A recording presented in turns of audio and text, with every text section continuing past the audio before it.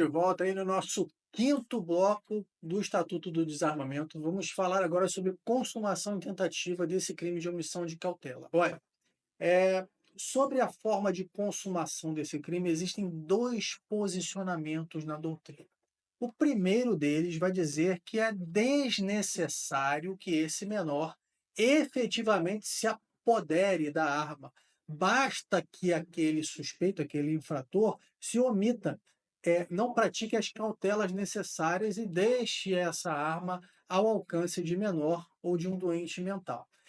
Em outras palavras, basta a possibilidade de apoderamento da arma pelo menor ou pelo doente mental para que o crime se consuma. Já uma segunda posição, que é a corrente que prevalece na doutrina, entende que esse crime só vai se consumar caso aquele menor, caso aquele doente mental, efetivamente se apodere da arma, certo? Nesse caso em que o menor ou o doente mental se apodere da arma, nesses casos em que eles se apoderem dessa arma, aí sim surgiria a situação causadora do perigo exigido pelo tipo penal. Essa é a corrente ali majoritária, tudo bem? Então, duas correntes aí. Uma primeira, basta que a omissão na cautela ocorra para que o crime se configure.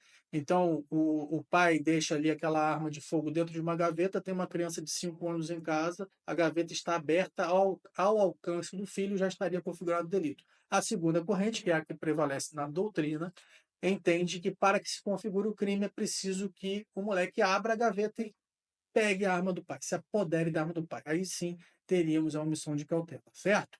Não existe aqui tentativa, porque estamos falando de um crime omissivo puro, um crime de omissão, e nesse caso esse resultado seria involuntário. Com isso, nós fechamos o caput aí do artigo 13. Vamos passar agora para o outro tipo penal, que é a omissão de comunicação. Esse vai ser mais rápido, eu acho que a gente já fecha a nossa aula de hoje nesse bloco aqui e teremos, então, ao fim dela, analisado toda a parte inicial e também dois crimes. Olha só, o que fala aí o parágrafo único?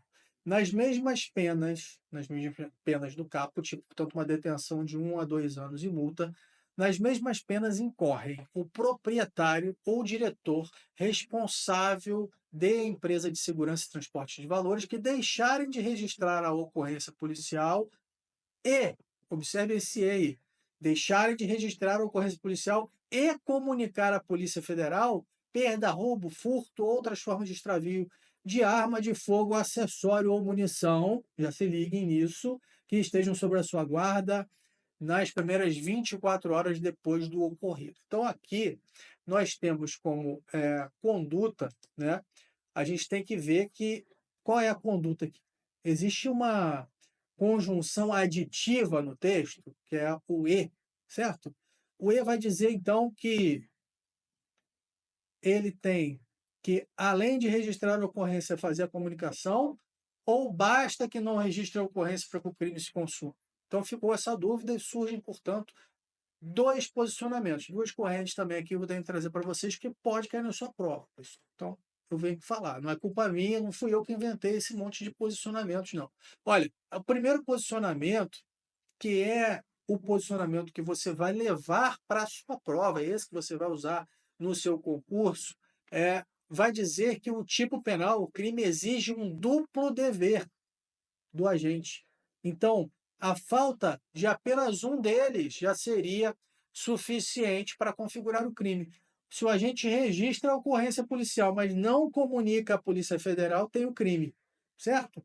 Se o agente só comunica à Polícia Federal, mas não registra a ocorrência, também tem um crime. Essa é a corrente que você vai levar. Portanto, tanto faz, basta que ele não comunique à Polícia Federal nas 24 horas que se seguirem ao descobrimento do extravio da arma, já teremos o crime. Ou ele não faz a ocorrência policial também nesse mesmo período de 24 horas após o extravio da arma, desde que ele tenha ciência disso, também já teríamos o crime. Já a segunda corrente vai dizer o seguinte, olha, se ele fez a ocorrência policial, mas deixou de comunicar à Polícia Federal, não teríamos o crime. É preciso que as duas estejam presentes, porque a conjunção aí é aditiva, né? Então tem que ter as duas, tá? Se o indivíduo realiza a comunicação, já não tem mais o crime. Se ele comunica à Polícia Federal, também já não tem o crime. Como disse para vocês, essa não é a corrente que prevalece, não é a que você vai levar para sua prova. Objeto material do crime são armas, acessórios e munições. Diferentemente do caput, que prevê lá o crime de omissão de cautela, em que o objeto material é apenas arma de fogo. Aqui, se ocorrer furto, perda, roubo, extravio de qualquer tipo de arma, acessório ou munição, o indivíduo precisa, ele tem o dever de comunicar à Polícia Federal nas 24 horas que se seguirem a sua ciência do extravio e também de registrar um boletim de ocorrência, beleza? Elemento normativo, pessoal. Qual que é o elemento normativo aqui? É nessas primeiras 24 horas depois de ocorrido o fato. Então, imagine que o sujeito chega segunda-feira para trabalhar, ele é responsável por uma empresa de valores, e ali existem armas que ficam acauteladas ali dentro de um cofre durante o final de semana, quando não tem expediente, vamos imaginar isso. Ele chega segunda-feira e percebe que houve um arrombamento e que as armas, munições, os acessórios que estavam ali foram subtraídos. O que ele tem que fazer? Registrar um boletim de ocorrência e nas 24 horas que se seguirem, ele precisa comunicar isso à Polícia Federal. São os chamados crime a prazo, porque esse crime só estará configurado 24 horas depois que o indivíduo toma ciência do fato. Em relação aqui aos sujeitos do crime, o sujeito ativo só pode ser o proprietário ou o diretor responsável por essa empresa de segurança ou de transporte de valores. Estamos diante aqui, mais uma vez, de um crime próprio, né? Só o responsável pela empresa de segurança ou de transporte de valores ou o proprietário é que podem ser sujeitos ativos nesse crime. No caso dos sujeitos passivos, estamos aqui novamente com a sociedade como sendo sujeito passivo. Mais uma vez, temos aí o chamado crime vago. E em relação ao elemento subjetivo, esse tipo penal, o parágrafo único do artigo 13, só admite a modalidade dolosa.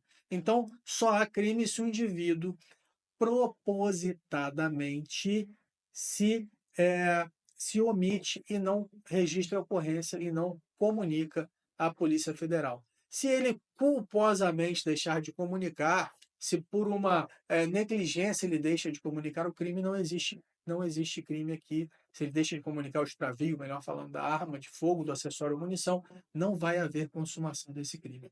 No caso da consumação e da tentativa, a gente já viu que é 24 horas após a ciência do fato, desde que ele não comunique, não é isso? A Polícia Federal, desde que ele não registre o boletim de ocorrência. Trata-se de um crime omissivo puro, ou próprio também, que também não admite tentativa. Portanto, trata-se, portanto, de um crime de mera conduta e ele vai se consumar com essa simples omissão. Pessoal, nós hoje vimos coisa pra caramba, que foi muito produtivo esse nosso primeiro encontro tratando do Estatuto do Desarmamento. Nós falamos da parte geral ali, nós vimos ali conceitos básicos iniciais e depois conseguimos ainda dissecar dois tipos penais, os crimes do artigo 12, posse irregular de arma de fogo de uso permitido, e o crime de omissão de cautela, como vocês viram, se divide em dois crimes, dois tipos penais. Muito obrigado pela presença de vocês nessa aula. Espero que vocês tenham gostado. Deixem aqui as suas dúvidas, os seus comentários. Pode ser na rede social, pode ser no YouTube, pode ser através dos canais de comunicação do curso Coro, pelo WhatsApp ou aqui na própria plataforma que vocês assistem a aula. Um forte abraço, fiquem todos com Deus e até o nosso próximo encontro.